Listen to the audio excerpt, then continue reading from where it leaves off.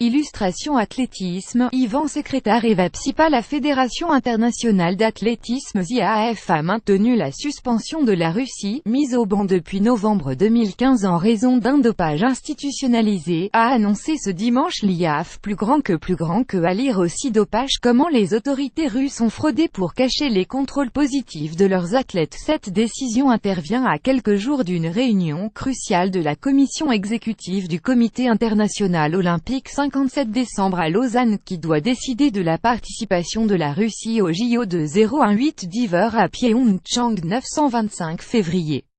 Exclu des mondiaux 2018, certaines conditions ont été remplies pour réhabiliter la Russie mais d'autres critères ne l'aident toujours pas, comme la réhabilitation de l'agence antidopage russe en qualité d'agence antidopage indépendante et la reconnaissance par les autorités russes des conclusions du rapport McLaren et d'un dopage institué par les plus hautes autorités de l'État.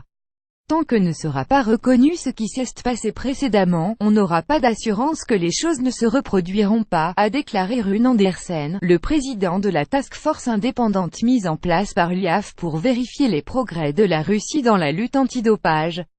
Plus grand que à lire aussi. Poutine pense que le scandale de dopage en Russie est un coup monté de Washington. La prochaine réunion du Conseil de l'IAAF n'ayant pas lieu avant les mondiaux 2018 en salle 14 mars à Birmingham, les Russes seront donc exclus de cette compétition, comme ils l'ont été pour les JO de 016 et les mondiaux 2017.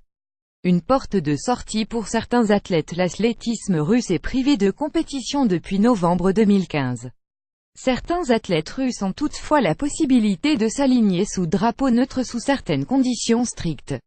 19 d'entre eux ont ainsi participé au dernier championnat du monde. L'IAAF a proposé une porte de sortie aux athlètes russes qui pouvaient démontrer que leur parcours et méthode d'entraînement n'avaient pas été entachés par le système généralisé de dopage. L'un des critères stipule notamment qu'aucun d'entre eux ne doit figurer dans le rapport McLaren. Des réanalyses des échantillons prélevés lors des mondiaux de Pékin en 2015 est également obligatoire si les athlètes y ont participé.